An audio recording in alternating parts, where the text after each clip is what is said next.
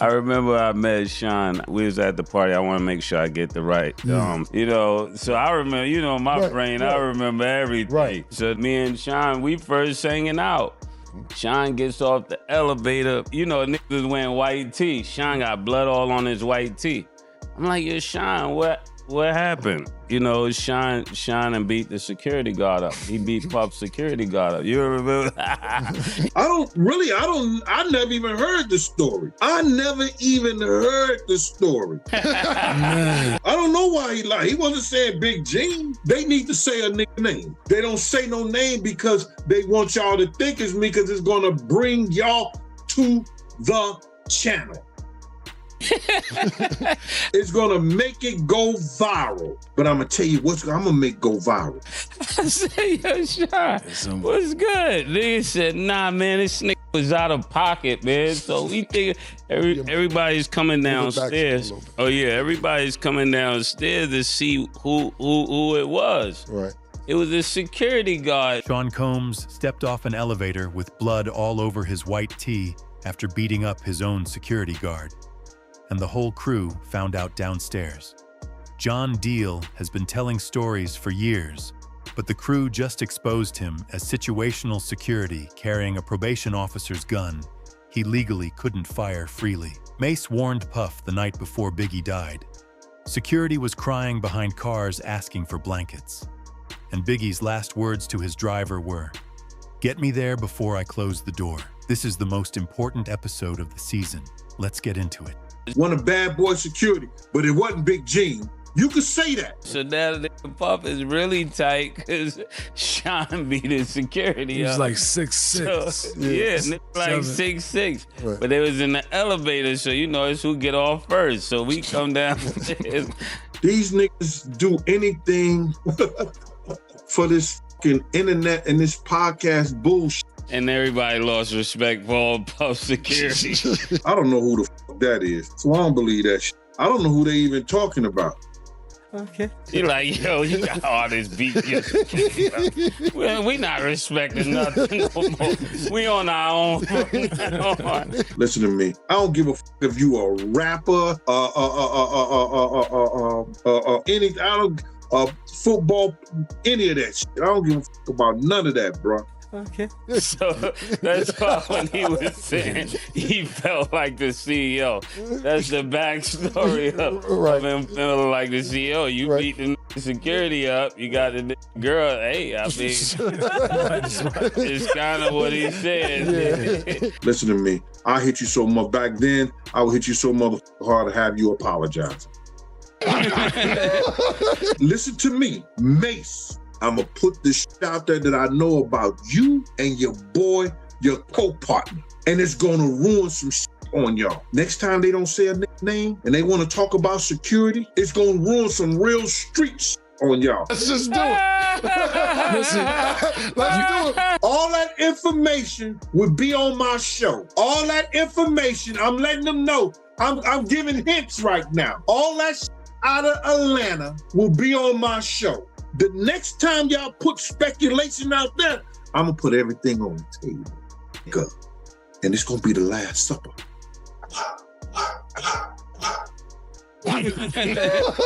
But they keep on putting out these little security stories about Bad Boy. Yo, it's Big Gene. Like they said that shit, like the security was behind the truck and all. Like, get the fuck out. I was in the car with Puff. I'm running too big. We was talking about after Biggie got killed and how nobody from Bad Boy bust a gun when Biggie got shot. Especially niggas crying behind cars. I just want to go home. I just want to be home. Right. What do you do if you're security crying behind the car? Damn. These clowns out here was gonna go out there and make videos. You just want my blanket. Just want your blanket. Oh, Gene Deal was crying for the blanket. Gene Deal was this, that, and the Gene Deal was this, that, and the third. Nigga, you gotta get out of here. I didn't sing too much. Niggas can't tell me nothing. Now the content creators who went out there and they start running off by their mouth trying to make a show, I bet you wouldn't see them clowns doing that. That's why when niggas be talking tough. I said, man, just save it. Seen all that. He said he want to just go home. Oh, And be in his blanket. You're like, what? Mase and Cam'ron made suggestions to Bad Boy Security. They never said Gene Deal's name, but he there for security. I just want my blanket. This glass on the floor. Niggas is behind the car. what you think I'm gonna be doing when you doing all that to Gene Deal? I bet you really don't want to know. I'm never gonna be in this position.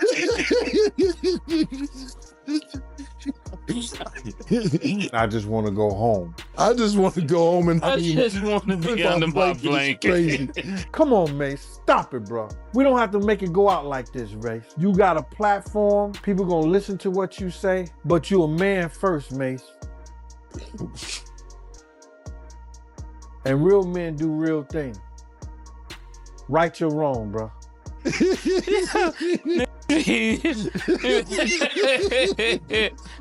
like, wow. Oh, we gotta get out of here. God, you get me out of here.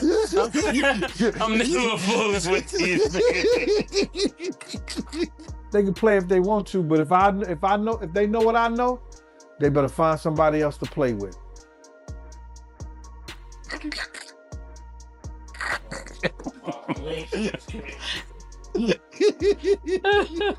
Yeah. Oh, Yeah.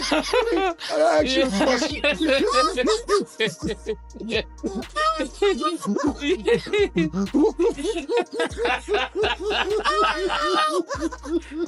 Mase, yo, listen to me. Say names. You got a platform. When you do stuff like that, you understand? You gotta know right now that people look at me as being Bad Boy Security. So when you say stuff like that, brother, you gotta be clear.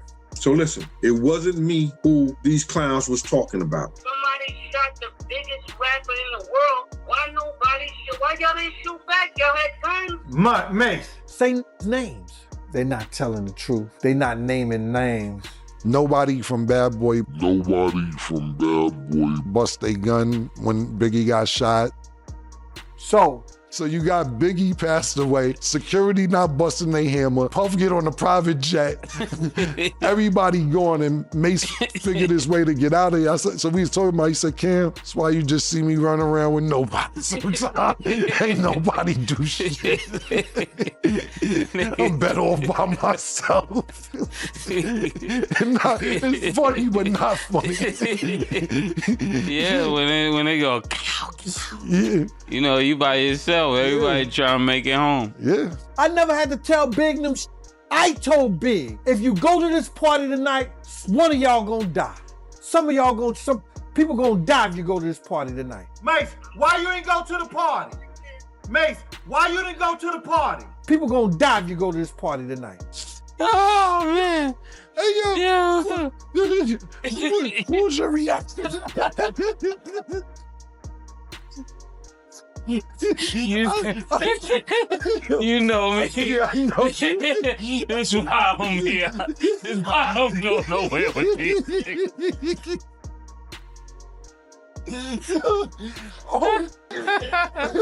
Yo, but I know I'm trying to picture your face and reaction to the nigga talking about I just want to go.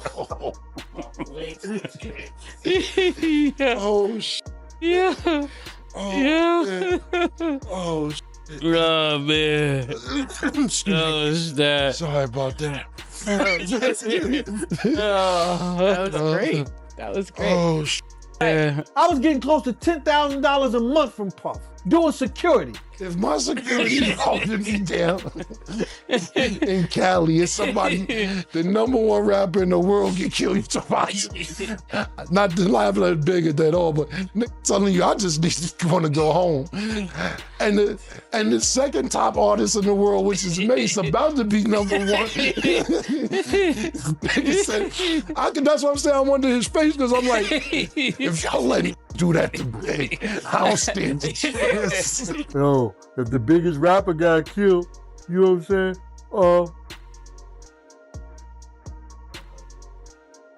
You know I ain't have a chance.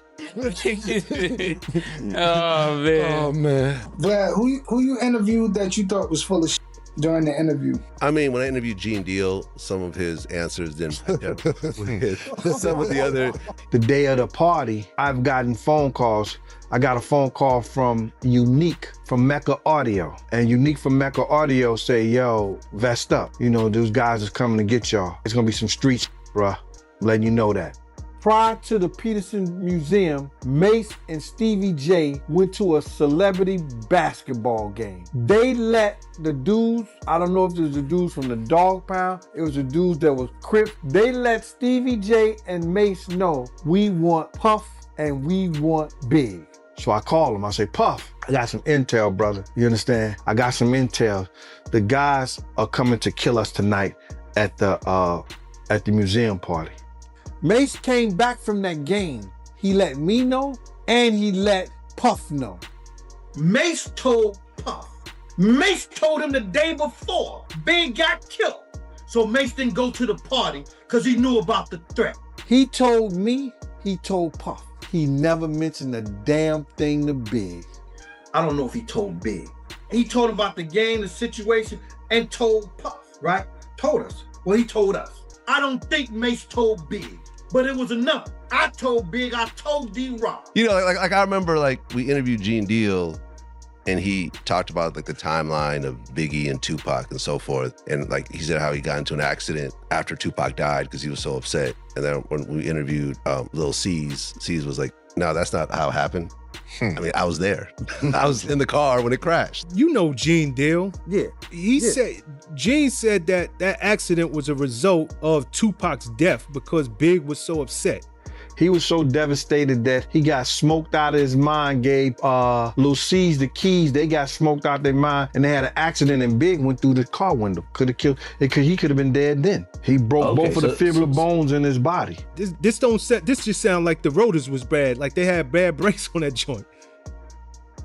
I don't know what that means. What the fuck that?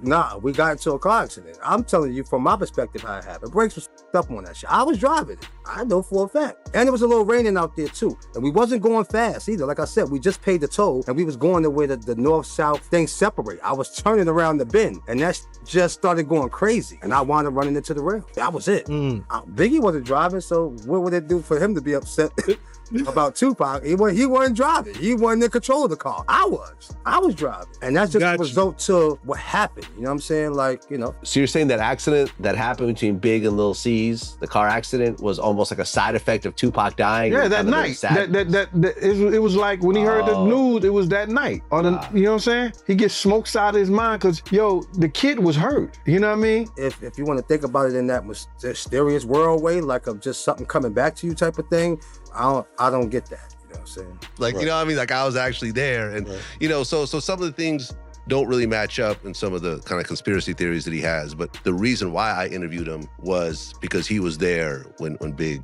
actually got shot. So that was the main part of the interview. I figured the other stuff was going to be kind of like, I don't know. Maybe not. Yo, I believe he said and told a lie. He was in the room with Brandy. He was not in the room with Brandy. He wasn't even coming out of his hotel room the next day. Now, he was dating Brandy hard time back then. I was actually in a hotel with a young lady. When you heard Biggie died, did you stay in your hotel room? Did you leave out? Did you want to go back to New York? I actually was trapped in a hotel. And he know I came and got him. I had my principle and I did what I was supposed to do for him. After Big got killed, they was probably looking for more bad boy artists. and I couldn't even leave the room till Gene Deal, the officer had to come get me.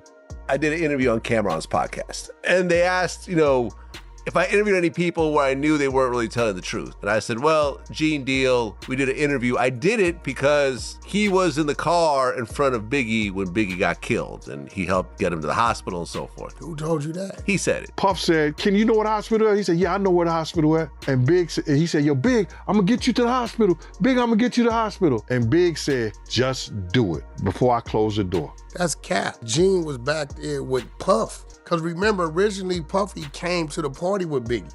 Mm-hmm. But then they left they left in different vehicles. Oh, did they? Yeah, and then you got sometimes where Gene is saying when the shooting started, he ran down the street. So did you run down the street from the venue because they just pulled out and got to the light? Or was you saying you was in another car? But here goes the thing, right? Here goes the thing with Gene. I keep telling people this. Just when we think security, you say guys like Monster. And you notice how you never hear any story about Gene. Even then, shots fired, Gene don't bust his gun. You know why? Gene got a probation officer's gun. This is why he don't bust that. What is that? That is a gun that you have to fire in certain situations. It's a difference between you having street security, they gonna get out. If you notice, you never hear any stories. Find me one story where Gene had an altercation with anybody. You was the police, but yet he tries to position himself like he was front-lining. But yet the stories he talking is as if he flying around with Biggie, with Puff them everywhere. Right. You are situational. You get what I'm saying? Now, Wolf? Yeah, Wolf. That's a different conversation. That's a different conversation, right. He did his full 25, 30 years as a probation officer. So when you listen to some of the things he says, he knows all the stories of how the contracts got negotiated in UMG, how the publishing deals happen. Bro, security is not in the room when these things are going on. They're just making this up and running with it. And he's gonna sit there with a serious goof troop look. I'm telling you. We'll have the fake looking real and the real looking fake. That's all the time that we have for today. Thank y'all for watching. And as always, it is what it is. Peace.